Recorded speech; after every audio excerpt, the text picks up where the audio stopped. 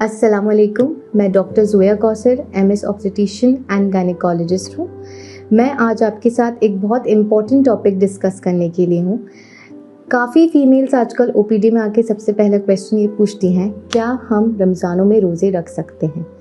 तो आप क्या प्रेग्नेंट होने के बाद भी रमज़ानों में रोज़े रख सकते हैं? तो इसमें मैं आपको कुछ बातें बताऊंगी। जो फीमेल्स रोज़े रखना चाहती हैं वो ये वीडियो ध्यान से देखें। सबसे पहले तो मैं आपको ये बताना चाहूँगी कि जब एक फ़ीमेल प्रेग्नेंट होती है तो अल्लाह ताला उसके ऊपर एक ज़िम्मेदारी देते हैं कि उसे अपनी ज़रूरियात के साथ अपने फीटस, अपने बढ़ते हुए बच्चे की भी ज़रूरियात का ख्याल रखना होता है। तो ये ज़िम्मेदारी को आप अच्छे से निभाते हुए कैसे रोज़े रख सकते हैं और कब रख सकते हैं। शुरू के जो 3 महीने होते हैं जिसमें ज़्यादातर फीमेल्स को आपको पता है नौजिया, जैसे कि जी मत लाना, उल्टी होना, घबराहट होना और काफ़ी थकान महसूस होती है। तो ऐसे में अगर कोई भी फीमेल 12 से 15 घंटे का रोज़ा रखती है तो उसमें काफ़ी पानी की कमी होने की वजह से इलेक्ट्रोलाइट्स की कमी हो सकती है, जो रोज़ा रखने से और बढ़ भी सकती है, जिसकी वजह से उनमें फेंटिंग अटैक देखे जा सकते हैं। फेंटिंग अटैक यानी बेहोश हो जाना, चक्कर खा जाना, ये सारी प्रॉब्लम्स उनमें बढ़ सकती हैं। या फिर वो डिहाइड्रेटेड यानी उनमें पानी की बहुत ज़्यादा कमी भी हो सकती है। इसलिए मैं फर्स्ट ट्राइमेस्टर में ज़्यादातर जो शुरू के 3 महीने होते हैं उनमें एडवाइस करती हूँ कि वो रोज़े अवॉइड करें, क्योंकि अपने इस्लाम में भी रोज़े जो प्रेग्नेंट होते हैं और जो बच्चों को दूध पिलाती हैं महिलाएं, उनको छूट दी गई है कि वो जब नॉर्मल स्टेट में आएँ तो वो अपने रोज़े पूरे कर सकती हैं। और फिर उसके बाद हमारे आते हैं चौथा, 5वां और 6ठा महीना, जिसको हम सेकेंड ट्राइमेस्टर भी कहते हैं।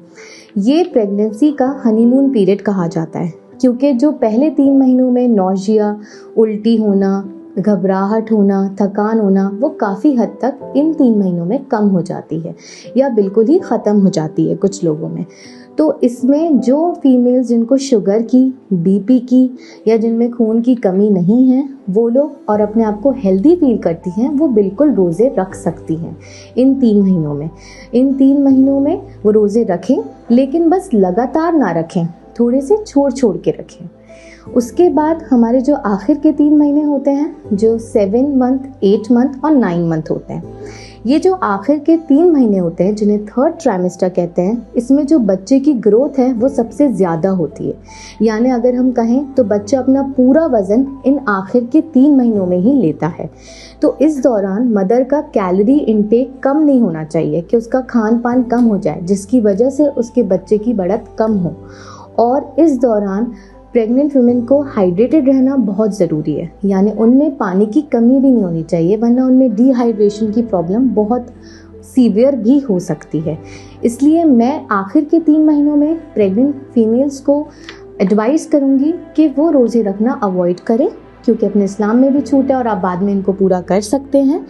और अगर आप हेल्दी फील करते हैं और आपको कोई भी शुगर, बीपी, अनीमिया या कुछ बच्चे की बढ़त से रिलेटेड कोई भी प्रॉब्लम नहीं है और आपके डॉक्टर ने आपको फास्टिंग ना करने की एडवाइस भी नहीं करी है, तो आप कुछ रोज़े रख सकती हैं। आई होप आपको ये वीडियो बहुत काम की लगे और आगे के इससे रिलेटेड कोई भी आपकी क्वेरी हो, रमज़ान से रिलेटेड या और भी कोई भी रिलेटेड प्रॉब्लम हो, तो आप बिल्कुल मुझे आके दिखा सकते हैं। मैं हुदा हॉस्पिटल में अवेलेबल हूँ 2 to 4 PM Monday to Saturday. Thank you.